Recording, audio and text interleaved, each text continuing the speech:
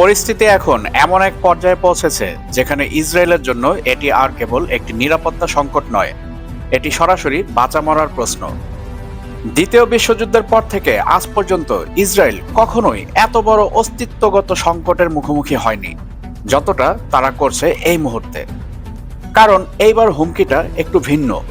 এবার প্রতিপক্ষ কোনো বিচ্ছিন্ন সশস্ত্র গোষ্ঠী নয়, এবার প্রতিপক্ষ ইরান, একটি পূর্ণাঙ্গ রাষ্ট্র যারা পরিকল্পিতভাবে ধাপে ধাপে নিজেদের সামরিক সক্ষমতা এমন এক জায়গায় নিয়ে গিয়েছে যা শুধু ইসরায়েলের জন্য নয়, যুক্তরাষ্ট্রের জন্য সরাসরি হুমকি। ভিডিওর মূল পর্ব শুরু করার পূর্বে আপনাদের কাছে অনুরোধ থাকবে আপনারা অবশ্যই আমাদের চ্যানেলটি সাবস্ক্রাইব করবেন এবং সেই সাথে সাথে অল বেল আইকন নোটিফিকেশনটি অন করবেন এবং আমাদের ভিডিও অবশ্যই লাইক ও শেয়ার করে আমাদের সাথেই থাকবেন। ইরান এখন আর কথার যুদ্ধ চালাচ্ছে না, ইরান এখন ক্ষমতা প্রদর্শনের পর্যায়ে পৌঁছেছে। গোয়েন্দা রিপোর্ট অনুযায়ী ইরান তাদের একাধিক মিসাইল ইউনিটকে নতুন করে ফুল অপারেশনাল স্ট্যাটাসে এনেছে। তাদের ব্যালিস্টিক ও হাইপারসনিক মিসাইলগুলো লঞ্চ রেডি অবস্থায় রাখা হয়েছে। একই সঙ্গে অভিযোগ উঠছে এই মিসাইলগুলোর ওয়ারহেডে নতুন করে কেমিক্যাল ও জৈবিক সক্ষমতা সংযুক্ত করা হয়েছে, অর্থাৎ হামলা হলে সেটি হবে হঠাৎ এবং তার প্রতিক্রিয়া সামাল দেওয়া খুবই কঠিন হবে।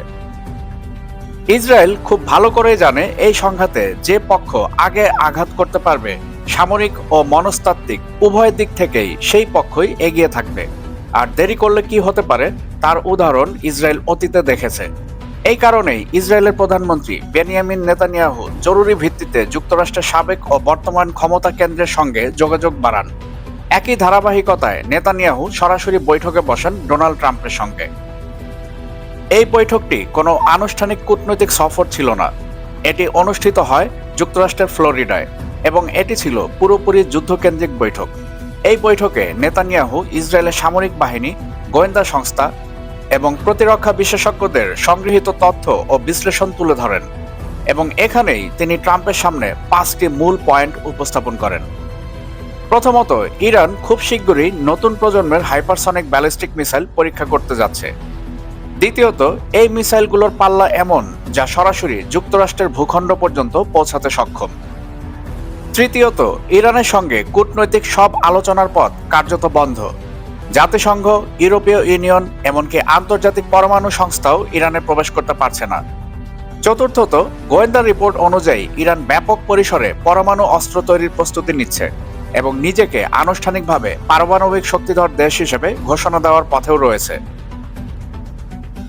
এবং পঞ্চমত, এই পরিস্থিতিতে দেরি হলে ইসরায়েলের অস্তিত্বই হুমকির মুখে পড়বে। এই 5টি পয়েন্টের ভিত্তিতেই নেতানিয়াহু ট্রাম্পের কাছে আগাম হামলার অনুমতি চান। এই বৈঠকের পর ডোনাল্ড ট্রাম্প যে অবস্থান নেন তা অত্যন্ত তাৎপর্যপূর্ণ। তিনি স্পষ্ট করে বলেন, যদি ইরান তাদের পারমাণবিক কর্মসূচি বন্ধ না করে তাহলে যুক্তরাষ্ট্র আর অপেক্ষা করবে না। আর এই কারণেই ইরানকে 7 দিনের সময়সীমাও বেঁধে দেওয়া হয়। এখন প্রশ্ন হচ্ছে, যদি সত্যি কোনো হামলার পরিকল্পনা না থাকতো তাহলে এই সময়সীমা দেওয়ার প্রয়োজন ছিল কি? এই আলটিমেটামই প্রমাণ করে হামলার সিদ্ধান্ত নীতিগতভাবে নেওয়া হয়ে গিয়েছে। এর আগে যুক্তরাষ্ট্র বলতো ইসরায়েল যদি হামলা করে তা তাদের নিজস্ব সিদ্ধান্ত, কিন্তু এখন সেই বক্তব্য আর নেই। এখন যুক্তরাষ্ট্র বলছে ইরানের বিরুদ্ধে ইসরায়েলের যে কোনো সামরিক পদক্ষেপে তারা পূর্ণ সহযোগিতা করবে। এর মানে শুধু রাজনৈতিক সমর্থন নয়, এর মানে সামরিক, গোয়েন্দা এবং কৌশলগত সহযোগিতা। গোয়েন্দা সূত্র বলছে আগামী 10 থেকে 15 দিনের মধ্যেই ইরান তাদের ঐতিহাসিক উন্নত হাইপারসনিক ব্যালিস্টিক মিসাইল পরীক্ষা করতে পারে। এই মিসাইল প্রায় 2 টন পেলোড বহনে সক্ষম, অত্যন্ত উচ্চ গতিসম্পন্ন এবং প্রচলিত আকাশ প্রতিরক্ষা ভেদ করতে সক্ষম। এই মিসাইল লঞ্চ সিস্টেমই যুক্তরাষ্ট্র ও ইসরায়েলের প্রধান লক্ষ্যবস্তু। এই উত্তেজনার মাঝেই সামনে আসে $8.6 বিলিয়ন বিশাল সামরিক চুক্তি। এই চুক্তির আওতায় ইসরায়েল পেতে যাচ্ছে অন্তত 25টি F-15A স্ট্রাইক যুদ্ধবিমান। এই বিমানগুলো হেভি পেলোড বহনে সক্ষম, অন্তত 300 থেকে 400 কিলোমিটার দূর থেকে আঘাত হানতে পারে, ইরানের আকাশ প্রতিরক্ষা ভেদ করার উপযোগী। প্রশ্ন হলো, যুদ্ধের মুখে থাকা একটি দেশ হঠাৎ করে এত বড় অঙ্কের যুদ্ধবিমান কেন কিনবে? এখানে আসে সবচেয়ে বিতর্কিত অংশ। সামরিক বিশ্লেষকদের একটি অংশ মনে করে এই চুক্তির আড়ালে যুক্তরাষ্ট্র নিজেই যুদ্ধে অংশ নিতে যাচ্ছে। তারা বলছেন এই যুদ্ধ বিমানগুলো মার্কিন পাইলটরাই ইসরায়েলের ব্যানারে ইরানের বিরুদ্ধে অভিযান চালাতে পারে। এর ফলে যুক্তরাষ্ট্র বলতে পারবে, আমরা হামলা করিনি, আমরা শুধু বিমান দিয়েছি। কিন্তু বাস্তবে হামলার নিয়ন্ত্রণ থাকবে ওয়াশিংটনের হাতেই। সব মিলিয়ে পরিস্থিতি এখন এমন, ইরান সর্বোচ্চ সতর্কতায়, ইসরায়েল চূড়ান্ত আঘাতের প্রস্তুতিতে, যুক্তরাষ্ট্র প্রকাশ্য সমর্থনের অবস্থানে। এখন প্রশ্ন একটাই, এই সংঘাত কি আর থামানো যাবে, নাকি আমরা খুব শিগগিরই ইরানের সম্মিলিত হামলার খবর শুনব? এই প্রশ্নের উত্তর দিবে সময়। বন্ধুগণ, আজকের বিশ্ব আপনাদেরকে সঠিক সংবাদ প্রদানের জন্য বদ্ধপরিকর।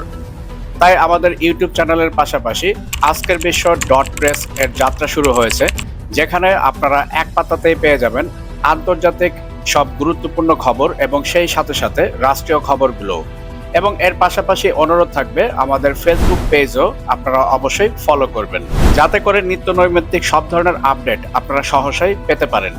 ভিডিও শেষ করার পূর্বে আপনাদের কাছে অনুরোধ থাকবে আমাদের ইউটিউব চ্যানেলটি অবশ্যই সাবস্ক্রাইব করবেন এবং সেই সাথে সাথে all bell icon notification on করবেন, যাতে করে পরবর্তী যে কোনো ভিডিওর আপডেট আপনি সরাসরি পেতে পারেন। এবং সেই সাথে সাথে আমাদের ভিডিও লাইক ও শেয়ার করে আমাদের সঙ্গেই থাকবেন।